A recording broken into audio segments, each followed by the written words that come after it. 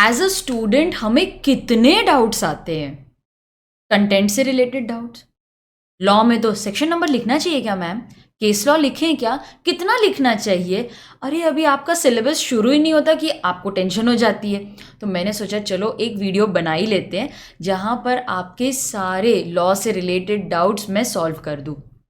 सबसे पहला डाउट जो मुझे स्टूडेंट्स पूछते हैं, मैम लॉ में सेक्शन नंबर्स लिखना है क्या? नहीं लिखा तो चलेगा? ये पास हो जाएंगे कि नहीं हम लोग?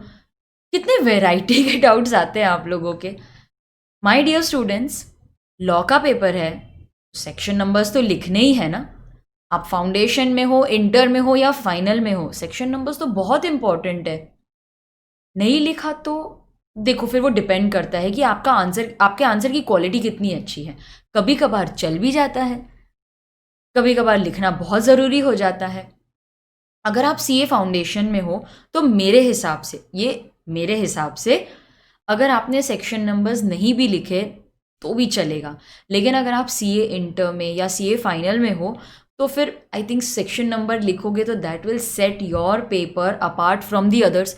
देखो हमें क्या करना है, हमें एग्जामिनर को कन्विंस करना है कि I am different, I deserve to पास।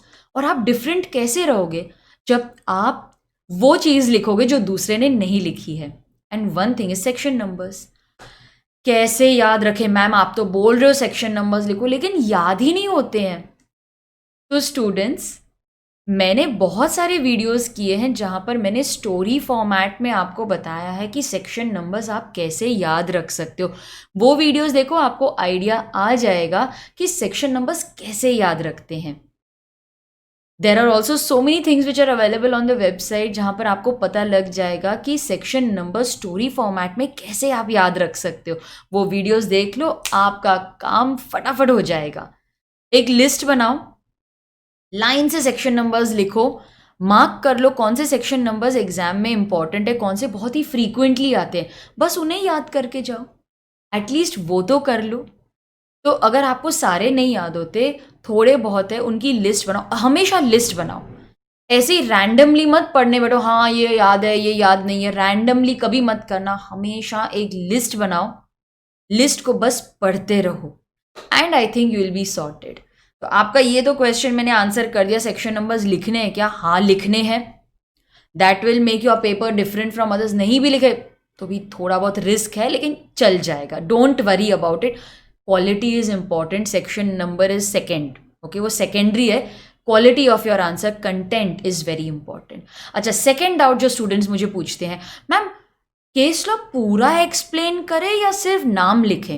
देखो बेटा, पूरा एक्सप्लेन करने की आपको ज़रूरत नहीं है, नाम लिखोगे that is sufficient. Okay, most of the cases में सिर्फ नाम लिखने से ही काम हो जाएगा, अनलेस मुझे लगता है कि जब क्वेश्चन ही पूरा केस लॉ पे बेस्ड है तो थोड़ा बहुत केस लॉ एक्सप्लेन करना अच्छा लगता है। एटलीस्ट आप एग्जामिनर को बताओगे कि मुझे केस लॉ के बारे में पता है, मुझे नॉलेज है। तो केस लॉ सिर्फ नाम लिखोगे काफ़ी है। लेकिन अगर क्वेश्चन ही केस पे बेस्ड है तो केस लॉ थोड़ा एक्सप्लेन भी करो। कहाँ पर लिखना चाहिए इसका नाम? फर्स्ट पैराग्राफ में, जहां पर आप थ्योरी एक्सप्लेन कर रहे हो, थ्योरी के साथ ही आपको फर्स्ट पैराग्राफ में केस लॉ का नाम लिखना है। थर्ड डाउट जो स्टूडेंट्स मुझे पूछते हैं, कितना लिखना चाहिए मैम? 1 page, 1.5 page? 4 मार्क्स के लिए कितना लिखे, 5 मार्क्स के लिए कितना लिखे? My dear students, professional exam में there is no fixed length. आप अगर सजेस्टेड आंसर्स भी देख लोगे ना, कभी 4 मार्क्स के लिए 4 लाइन लिखी है, कभी 4 मार्क्स के लिए 10 लाइन भी लिखी है, कभी 4 मार्क्स के लिए आधा पेज भी लिखा है।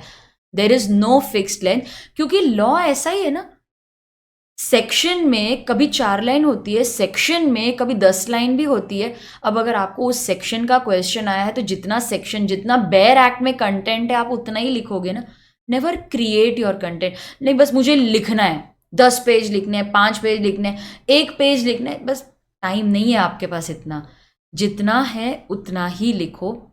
फिर भी स्टूडेंट्स बहुत इंसिस्ट करते हैं, नहीं मैम आप तो बताओ कितना लिखना है। 4 मार्क्स के लिए around 4 to 5 points, half a page अगर आपने लिख दिया, वेरी गुड। अगर आप 3/4 लिख पाते हो, एक्सेलेंट। 1 पेज अगर आपने लिख दिया सुपर्ब, लेकिन टाइम उतना मैनेज करो बेटा। आपको ये भी इंश्योर करना है कि आपका पूरा पेपर कंप्लीट हो रहा है कि नहीं। तो मेरे हिसाब से 1/2 to 3/4 page is the ideal length. इससे ज़्यादा आपको लिखने की ज़रूरत नहीं है। 4 to 5 मार्क्स का भी अगर आपको क्वेश्चन आता है तो 1/2 पेज मिनिमम है, 3/4 वेरी गुड है, 1 पेज एक्सेलेंट है। मेरा एक स्टूडेंट है जिसको वो आंसर परफेक्टली आता था, एग्जाम्पल्स के साथ आता था, 5 पेज उसने लगा दिए वो आंसर लिखने में। इतना रिक्वायर्ड ही नहीं है, फिर पेपर कंप्लीट नहीं हुआ तो क्या फ़ायदा फिर। Paper completion is most important. How to write difference between, paragraph में लिखना है कि टेबल फॉर्म में लिखना है, कैसे लिखें। टैब्यूलर फॉर्म में लिखो, ओके, टैब्यूलर फॉर्म में लिखो। 1 हेडिंग लिखोगे जो कॉमन रहेगी दोनों को, पॉइंट ऑफ डिफरेंस एक्सप्लेन करोगे, लीव अ लाइन जैसे 12th में करते थे आप। सेकेंड पॉइंट लिखो, हेडिंग लिखो, अंडरलाइन करेंगे हेडिंग को, पॉइंट एक्सप्लेन करेंगे, लीव अ लाइन। हेडिंग कहाँ पर लिखनी है, सेंटर में लिखे, लेफ्ट में लिखे, लेफ्ट में लिखो, थोड़ा पेपर नीट भी लगता है। लेफ्ट हैंड साइड में लिखेंगे, कॉमन हेडिंग होगी, दोनों को एक्सप्लेन करोगे। प्रॉपर प्रेजेंटेशन कैसे होनी चाहिए, सबसे यही डाउट होता है, थ्योरी आंसर्स कैसे लिखें, प्रैक्टिकल कैसे लिखें। मैंने अलग से वीडियो बनाया है, how to answer practical question, how to answer theory question, वो वीडियोस जाकर देख लो, आपके डाउट सॉल्व हो जाएंगे। लेकिन students, presentation is most important.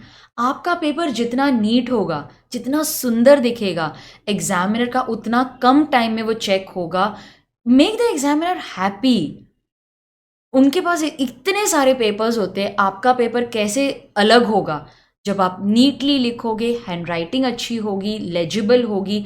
Use a very good pen to write, use a black pen. मैंने दूसरे वीडियोस में आपको बताया है कि एग्ज़ाम के टाइम पे आपको क्या क्या लेकर जाना है, किन चीज़ों का ध्यान देना है। Use a black pen, use a very good quality of pen. वही पेन से प्रैक्टिस करो, वही पेन से एग्ज़ाम लिखो। प्रेजेंटेशन पे ध्यान दो, कंटेंट पे ध्यान दो, और आपको अच्छे मार्क्स से पास होने में कोई नहीं रोक सकता। So students, all the best. I hope ये आपको वीडियो बहुत काम में आया होगा। बाकी भी वीडियोस हैं, उन्हें भी जाकर ज़रूर देखना।